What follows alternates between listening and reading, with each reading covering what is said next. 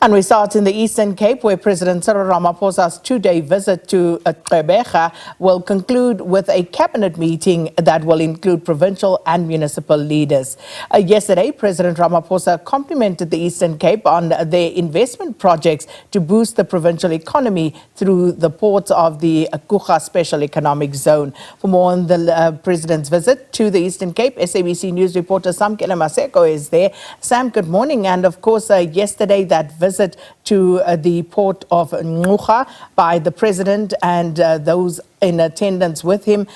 What came out of that? I mean, it seemed as though they were very upbeat about what was happening there, but overall, many complaints from residents in the Eastern Cape about what they would like to see.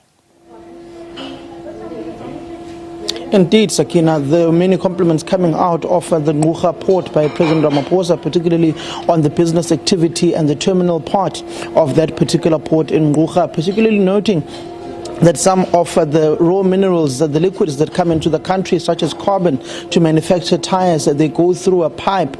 As the ship docks at that particular port, the liquid gets through pipes and goes to the nearby factory, where it is then processed and made into materials that will manufacture tires for our vehicles. The President was particularly chuffed and happy about that. Also, the turbines that are used for the wind farms across the country and part of South Africa's just transition renewable energy, they are all assembled at the Gqeberha port when they arrive and in the country.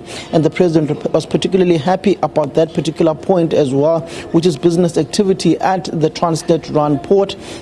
There are many issues, particularly within this municipality, such as water provision, such as housing as well. We do know that the Minister of Human Settlements, Thembinka Dimeng, will also be part of the President's delegation and meeting with the provincial and municipal officials of the municipalities of the Eastern Cape and the MECs and the various heads of departments.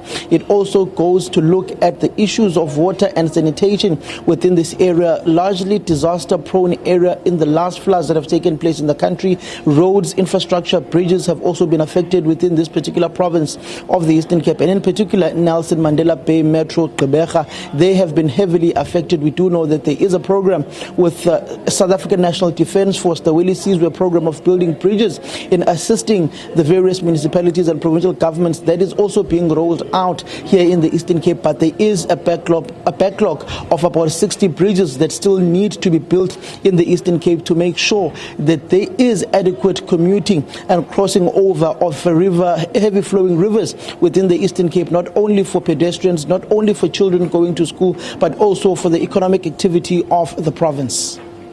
Well, thank you so much, Samkele Maseko, watching that story for us.